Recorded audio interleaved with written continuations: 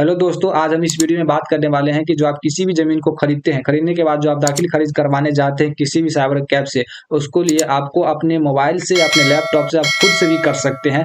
इस वीडियो में हम इसी के बारे में बताने वाले हैं कि आप दाखिल खारिज आवेदन कैसे कर सकते हैं। इसीलिए आप वीडियो को पूरा लास्ट तक देखिएगा। वीडियो को लास्ट तक देखने के बाद आपको किसी प्रकार की समस्या का सामना नहीं करना पड़ेगा और आपको किसी भी साइबर कैफे का जो चक्कर लगाना पड़ता है वो नहीं लगाना पड़ेगा। इसीलिए आप वीडियो को पूरे लास्ट तक देखिएगा। तो सबसे पहले दाखिल खारिज करने के लिए आपको सबसे पहले गूगल पे आ जाना है। आपके पास लैपटॉप है या मोबाइल है, सारा में जो सिस्टम होता है एक ही होता है। आप दोनों में से किसी से भी कर सकते हैं। दोनों में स्टेप जो है, प्रोसेस जो है वो सेम होता है। आपको गूगल पे आ जाना है, यहाँ पे LRC करके एक सर्च करना है। सर्च करने के बाद आपको सबसे पहले होम पेज यहाँ पे देख सकते हैं दिया हुआ है बिहार सरकार का, बिहार.gov.in। इस पे आपको क्लिक कर लेना है। क्लिक करने के बाद आपको सबसे पहले यहाँ पे देख सकते हैं बिहार सरकार का जो ऑफिशियल वेबसाइट है वो खुलकर आ जाएगा। बिहार सरकार राजस्व एवं भूमि सुधार विभाग का जो साइट है। सबसे पहले आपको दाखिल खारिज करने के लिए यहाँ पे देख सकते हैं दिया हुआ है ऑनलाइन दाखिल खारिज आवेदन करें। इस पे आपको क्लिक करना है। क्लिक करने के बाद आपको इस साइट पे जो है आ जाएंगे। यहाँ पे आने के बाद देख सकते हैं दिया हुआ है ऑनलाइन सर्विस लॉगिन। लेकिन आप यहाँ पे लॉगिन जो है नहीं कर पाएंगे, क्योंकि अगर आप नई यूजर होंगे, इस बार इस साइट पे आप पहली बार आए होंगे, तो सबसे पहले आपको एक रजिस्ट्रेशन करना पड़ेगा और उसके बाद आपको रजिस्ट्रेशन करने के बाद ही आप जो है लॉगिन कर पाएंगे। तो रजिस्ट्रेशन अगर आप नई यूजर है तो सिटीजन पे क्लिक कर रहने देना है और नई यूजर के लिए रजिस्ट्रेशन पे आपको क्लिक करना है। क्लिक करने के बाद यहाँ पे आपको दो डिटेल देना होगा, पर्सनल डिटेल देना होगा और आपके जो एड्रेस होगा उसको यहाँ से फिल करना होगा। आपका जो नाम है, उपयोगकर्ता का जो नाम है वहाँ पे डाल देना है। आपका जो डेट ऑफ बर्थ उसको यहाँ से सेलेक्ट कर लेना है। आपका जेंडर क्या है, पुरुष है या महिला, उसको यहाँ से सेलेक्ट कर लेना है। आप किस कैटेगरी में आते हैं, UR BC1 BC2 SC ST, उसको यहाँ से सेलेक्ट कर लेना है। आपका आधार नंबर क्या है, आपका मोबाइल नंबर क्या है। अल्टरनेटिव मोबाइल नंबर अगर देना चाहते हैं तो दे सकते हैं, नहीं तो छोड़ भी सकते हैं। अगर अल्टरनेटिव मोबाइल नंबर दीजिएगा तो आपका जो अल्टरनेटिव मोबाइल नंबर है, अगर अपना है तो यहाँ पे स्वयं से सिलेक्ट कर लेना है। अगर आप किसी अन्य का अल्टरनेटिव मोबाइल नंबर देना चाहते हैं तो उसका यहाँ से रिलेशन जो आपका पड़ता है उसको यहाँ से सेलेक्ट कर लेना है। आपका जो ईमेल आईडी उसको सेलेक्ट कर लेना है और यहाँ से आपका एड्रेस, जिस भी गांव में आपका जो घर पड़ता है उसको यहाँ से सेलेक्ट कर लेना है। टाउन सिटी यहाँ से, विलेज को फिर से सेलेक्ट कर लेना है। आपका डिस्ट्रिक्ट जो है उसको यहाँ से भर देना है। आपका जो स्टेट है यहाँ से भर देना है। आपका जो स्टेट का जो जिस एरिया में रहते हैं उसका पिन कोड क्या है उसको यहाँ से भर देना है और यहाँ से आपका जो कैप्चा है उसको डालकर रजिस्ट्रेशन वाले ऑप्शन पे क्लिक करिएगा। जैसे ही क्लिक करिएगा तो आपके मोबाइल पर एक OTP जाएगा। OTP डालने के बाद जो है आपका रजिस्ट्रेशन जो है सक्सेसफुली हो जाएगा। होने के बाद आपको यहाँ पे फिर से री लॉगिन कर दिया जाएगा इस साइट पे और यहाँ पे सिटीजन वाले ऑप्शन पे रहने देना। यहाँ से आपको मोबाइल नंबर डाल देना है, वही मोबाइल नंबर डालना है जिस जिस मोबाइल नंबर से आपने रजिस्ट्रेशन किया है। ठीक है, वही मोबाइल नंबर यहाँ पे डाल देना है और यहाँ पे कैप्चा डालकर और लॉगिन वाले ऑप्शन पे क्लिक कीजिएगा। ठीक है, तो चलिए हम डाल देते हैं। जैसे ही साइन इन वाले ऑप्शन पे क्लिक कीजिएगा तो आपके मोबाइल नंबर पर एक OTP जाएगा। उस OTP को यहाँ से डाल देना है। OTP डालने के बाद कॉन्फर्म वाले ऑप्शन पे क्लिक करना है। क्लिक करने के बाद आप जो है इस साइट पे लॉगिन हो जाएंगे। यहाँ से आप बहुत सारे काम है जो कर सकते हैं, लेकिन हमें ऑनलाइन दाखिल खारिज के लिए आवेदन करना है तो यह पहले वाला ऑप्शन जो है इस पे क्लिक करना है। क्लिक करने के बाद यहाँ पे जो आपका डिटेल है वो पूरी शो करेगा और यहाँ से आपको नीचे चले आना है। जिला जो है आपका जिस जिला में जमीन पड़ता है उस जिला कर लेना है। आपको यहाँ से जो अंचल है उसको यहाँ से सेलेक्ट कर लेना है, जिस अंचल में पड़ता है आपका जमीन। चलिए यहाँ से हम जिला को अंचल को सेलेक्ट कर लेते हैं। उसके बाद ये दोनों को सेलेक्ट करने के बाद आप यहाँ देख सकते हैं दिया हुआ नया दाखिल खारिज करने के लिए आवेदन करें, तो इस पे आपको क्लिक करना है। जैसे आप इस पे क्लिक कीजिएगा तो आपके सामने एक नए इंटरफेस जो है खुलकर आ जाएगा। यहाँ पे आप देख सकते हैं दिया हुआ है आवेदन करने वाले आवेदक का प्रकार का चयन करें। तो आप पहला ही जो ऑप्शन है आवेदक स्वीकृता जो है इसको आपको सेलेक्ट कर लेना है। ठीक है, इसी को आपको सेलेक्ट करके रख लेना है। ठीक है, इसके बाद आपको जो है पूरा नाम जो है आवेदक का, जिसके नाम से जमीन है उसका जो है पूरा नाम यहाँ पे डाल देना है। उसका पिता का नाम है उसको यहाँ से डाल देना है। उस दोनों के बीच में रिलेशन क्या है, अगर बेटा और पिता का रिलेशन है तो फादर यहाँ से डाल देना है। अगर पत्नी और पति का रिलेशन है तो हस्बैंड यहाँ से डाल देना है। ठीक है, उसको यहाँ से सेलेक्ट कर लेना है। उसके बाद यहाँ पे जमीन जो है किस प्रकार का जमीन है, सेल परचेस है, एक्सचेंज है या गिफ्ट है ना, या किस प्रकार की जमीन है वो यहाँ पे सारा दिया हुआ है। आपका जिस प्रकार का जमीन है उसको यहाँ से सेलेक्ट करके रख लेना है। लेकिन ज्यादातर जमीन जो होता है सेल्फ परचेस ही होता है, क्योंकि जमीन को जो खरीदा गया रहता है पैसे से, किसी से जमीन आप खरीदते हैं तो वो सेल्फ परचेस पे ही रख के ही आपको आवेदन करना होता है। तो सेल्फ परचेस पे क्लिक करके रख लेना है। आपका जो ईमेल आईडी है उसको यहाँ से डाल देना है। यहाँ पे आपको मोबाइल नंबर डाल देना है। ठीक है, और जिसने भी जमीन खरीदा है उसका यहाँ पे सारा एड्रेस फिल होगा और उसका जो एड्रेस है उसको यहाँ से डाल देना है, उसका गांव का नाम, पूरी पता, उसका डिस्ट्रिक्ट, उसका राज्य, ठीक है, और उसका पिन कोड। अगर ये दोनों वर्तमान पता और अस्थायी पता दोनों सेम है तो इस वाले ऑप्शन पे आपको सेलेक्ट कर लेना है सेम एज प्रेजेंट पे, और यहाँ से नेक्स्ट और नेक्स्ट सेव और नेक्स्ट के ऑप्शन पे क्लिक कर लेना है। हम इसको भर लेते हैं, इसके बाद आगे की प्रोसेस है वो हमको आपको हम बताते हैं। सारे कुछ भरने के बाद अब जैसे नेक्स्ट पे क्लिक कीजिएगा तो आपका जो सामने जो नेक्स्ट पेज खुलकर आ जाएगा। डॉक्यूमेंट डिटेल जो है आपको अब देना है, ठीक है। डॉक्यूमेंट डिटेल मतलब आपके केवाला में जो डिटेल है उसको यहाँ पे देना है। तो आपका दर केवाला है या रजिस्टर केवाला है, हमारा रजिस्टर केवाला है तो उस पे यहाँ पे रजिस्टर केवाला पे रहने देना है क्लिक, ठीक है। और यहाँ पे डॉक्यूमेंट वाले ऑप्शन पे क्लिक करके आपका जो डीड नंबर होगा, केवाला में देखिएगा एक डीड नंबर करके लिखा होगा, उसको यहाँ से डाल देना है। और केवाला किस किस दिन हुआ था, किस दिन जमीन खरीदाया गया था, उसको यहाँ से केवाला पे डेट दिया रहता है, उसको यहाँ से डाल देना। केवाला में अमाउंट दिया रहता है 7,000 8,000 करके, जो जमीन खरीदाने में जो प्रोसेस में जो पैसा लगा उस प्रोसेस वाले पैसा को यहाँ पे डाल देना है।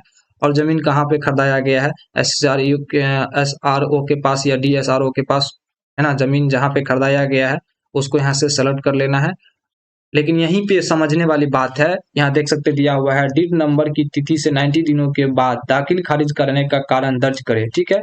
अगर आपने भी दाखिल खारिज के लिए लेट कर दिया है, 3 महीना से ज्यादा कर दिया है, तो आपको जो कारण है वहां पे देना होगा।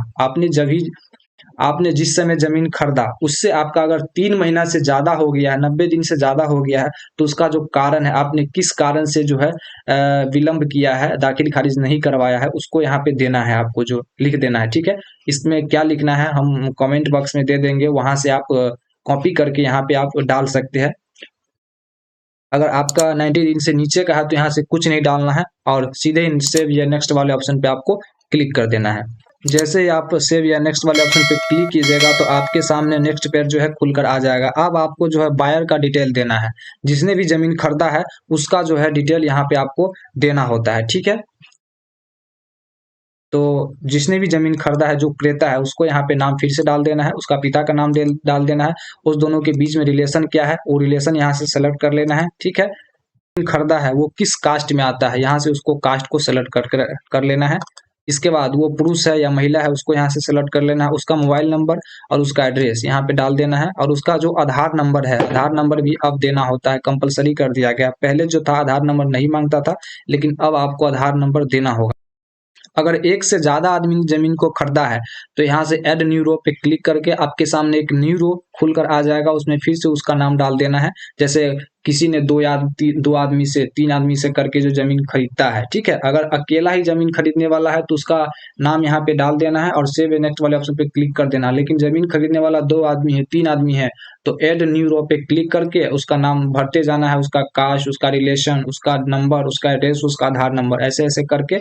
और ऐड नाउ पे जैसे ही क्लिक कीजिएगा तो आपके सामने बहुत सारा रो जो है खुलकर नीचे में आ जाएगा और अब भर दीजिएगा, ठीक है। और इसके बाद सेव और नेक्स्ट वाले ऑप्शन पे क्लिक करना है।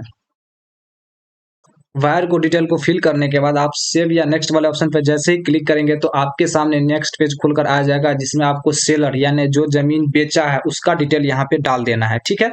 उसका नाम डाल देना है, उसका पिता का नाम डाल देना है, उस दोनों के बीच में जो रिलेशन है वो किस प्रकार की रिलेशन है उसको डाल देना है, वो कौन सी कास्ट में आते हैं, ठीक है। उसका जाति क्या उसको यहाँ से सेलेक्ट कर लेना है, पुरुष है या महिला है, ट्रांसजेंडर है उसको सेलेक्ट कर लेना है, उसका मोबाइल नंबर डाल देना है और उसका एड्रेस डाल देना। उसका आधार नंबर नहीं लगेगा, सिर्फ क्रेता का आधार नंबर लगेगा, विक्रेता का आधार नंबर देने की जरूरत नहीं है। अगर अकेला बेचा है तो एक ही नाम यहाँ पे डाल के छोड़ देना है, ऐड न्यू रो पे नहीं क्लिक करना है। अगर 2 आदमी 3 आदमी 4 आदमी से बेचा है, जितने आदमी से बेचा है, तो ऐड न्यू रो पे क्लिक करते जाना है, उसका नाम, पिता का नाम, relation, caste, gender, mobile number और एड्रेस डालते जाना है।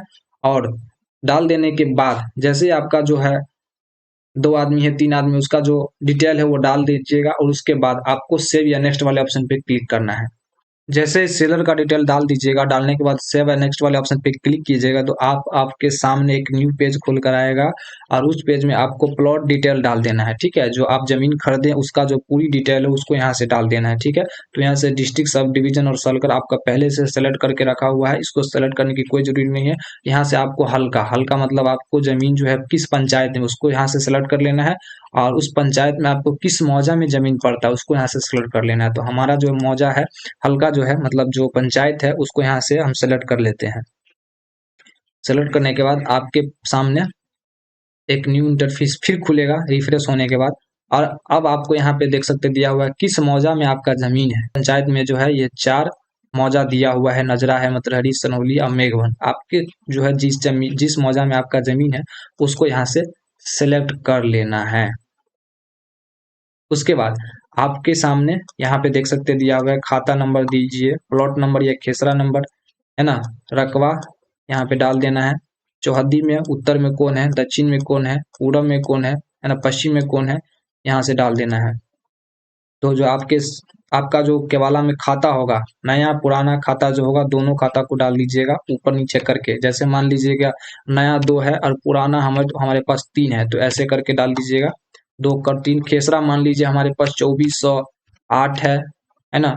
और फिर इसको बाद ये नया हो गया, पुराना मान लीजिए 2402 है, ठीक है ना। इस प्रकार से डाल देना है। आपका जमीन जो है कितना एकड़ और कितना डिसमिल जमीन है, तो आपके पास जितना एकड़ और जितना डिसमिल होगा, जितना एकड़ होगा यहाँ पे डाल दीजिएगा और जितना डिसमिल होगा यहाँ से डाल दीजिएगा। तो हमारे पास जो है मात्र 5 डिसमिल जमीन है, तो यहाँ से सिर्फ एकड़ को छोड़ देना है, एकड़ में 0 कर देना है, ठीक है, और डिसमिल में 5 कर देना है। और उत्तर में आपके नॉर्थ में जो है जिसका भी खेत पड़ता है उसको यहाँ से डाल देना है। दक्षिण में जिसका पड़ता है उसको डाल देना है। पूरब में जिसका पड़ता है यहाँ से डाल देना है, ठीक है। पश्चिम में जिसको पड़ता है यहाँ से डाल देना है। और डालने के बाद सेव या नेक्स्ट वाले ऑप्शन पे क्लिक करना है। अगर आपके पास 2 खेसरा है, 3 खेसरा है, 4 खेसरा है, तो यहाँ पे ऐड न्यू रो पे क्लिक करके और आगे की जो ब्यौरा है वो यहाँ पे भर देना है। अगर एक ही खेसरा है तो ऐसे छोड़ देना है, इसको ऐड न्यू रो पर नहीं क्लिक करना है, सीधे सेव या नेक्स्ट वाले ऑप्शन पे क्लिक कर लेना है। जैसे ही आप सेव या नेक्स्ट वाले ऑप्शन पे क्लिक कीजिएगा तो आपके सामने डॉक्यूमेंट अपलोड का ऑप्शन आएगा। आपको यहाँ से देख सकते दिया हुआ है सभी दस्तावेजों को मिलाकर एक पीडीएफ फाइल बना लेना है। आपके पास जो केवाला होगा उस केवाला को सभी को एक पीडीएफ बना लेना है। सभी दस्तावेजों स्वप्रमाणित होना चाहिए, मतलब हस्ताक्षर सभी केवाला पे हस्ताक्षर कर लीजिएगा। जिसने भी जमीन खरीदा उसका हस्ताक्षर करवा दीजिएगा केवाला पे, ठीक है। और दस्तावेज में 2 MB से अधिक नहीं होना चाहिए। जो दस्तावेज आप दे रहे हैं वो 2 MB से ज्यादा नहीं होना चाहिए, ठीक है। तब आपको हम बता देते हैं कि जो पीडीएफ किस प्रकार से बनाएंगे। पीडीएफ को जो 2 MB से ज्यादा हो जाएगा तो उसको हम किस प्रकार से रिसाइज कर सकते हैं। तो सबसे पहले आपको यहाँ पे देख सकते हैं, इसका जो लिंक है हम डिस्क्रिप्शन में दे देंगे। आपको अगर पीडीएफ बनाना है, ठीक है, पीडीएफ बनाना है तो इस लिंक पे आ जाइएगा। हम जो इसका जो लिंक है हम कमेंट में और डिस्क्रिप्शन में दे देंगे, ठीक है। यहाँ से सेलेक्ट कर लीजिएगा, जो पेज होगा उसको यहाँ से ऐसे करके सेलेक्ट कर लीजिएगा। यहाँ पे देख सकते हैं पेज आ गया है ना, एक पेज आ गया। फिर दूसरा पेज को सेलेक्ट कर लेना है। तो सबसे पहले यहाँ जो प्लस वाला ऑप्शन है इस पर क्लिक करना है। फिर से आपको जो दूसरा वाला पेज है उसको यहाँ से सेलेक्ट कर लेना है। फिर से यहाँ से प्लस वाले ऑप्शन पे क्लिक करके चौथा वाला ऑप्शन पेज जो होगा, तीसरा जो होगा उसको सेलेक्ट कर लेना है। फिर से यहाँ पे क्लिक करके प्लस वाले ऑप्शन पे क्लिक करके 5वां पेज जो होगा इस प्रकार से सेलेक्ट कर लेना है। इस प्रकार से जो पेज है मोबाइल से फोटो खींच लीजिएगा। फोटो खींचने के बाद इस प्रकार से आपको सेलेक्ट कर लेना है। करने के बाद यहाँ से कन्वर्ट टू पीडीएफ पे जैसे ही क्लिक कीजिएगा तो आपका जो है पीडीएफ में कन्वर्ट हो जाएगा, ठीक है। यहाँ से आप डाउनलोड कर लीजिएगा। डाउनलोड करने के बाद आप जो है देख सकते हैं, अगर आपके पास पीडीएफ जो बनाइएगा उसमें 2 MB से ज्यादा हो जाएगा, ठीक है, तो आपको यहाँ से क्या करना है, यहाँ पे कंप्रेस मतलब पीडीएफ को रिसाइज करना होगा। तो इसके लिए इसका भी जो है लिंक है हम डिस्क्रिप्शन में दे देंगे, ठीक है, वहां से आप डायरेक्ट आ सकते हैं। तो इस पे सिलेक्ट वाले ऑप्शन पे क्लिक कीजिए। आपने जो भी पीडीएफ बनाए होंगे उसको यहाँ से जैसे ही सेलेक्ट कर लीजिएगा।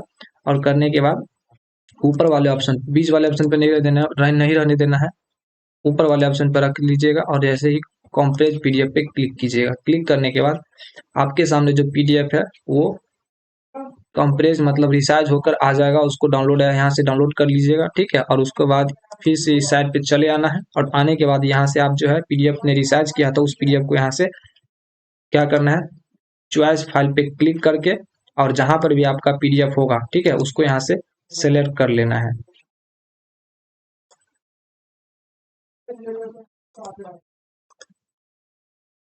और यहाँ से ऊपर में जो कैप्चा है उसको यहाँ से भर देना है। और यहाँ से अपलोड वाले डॉक्यूमेंट वाले ऑप्शन पे क्लिक कर, जैसे आप डॉक्यूमेंट अपलोड वाले ऑप्शन पे क्लिक कीजिएगा तो यहाँ पे देख सकते दिया हुआ है सक्सेसफुली अपलोड डॉक्यूमेंट, ठीक है। तब आपको मोबाइल को वेरीफाई कराना होगा। जो भी मोबाइल नंबर आपने आवेदन करने के लिए दिए थे उस मोबाइल नंबर को आपको वेरीफाई कराना होगा। उस पर एक ओटीपी जाएगा, तो यहाँ पे देख सकते दिया हुआ है वेरीफाई मोबाइल, इस पे क्लिक करना है।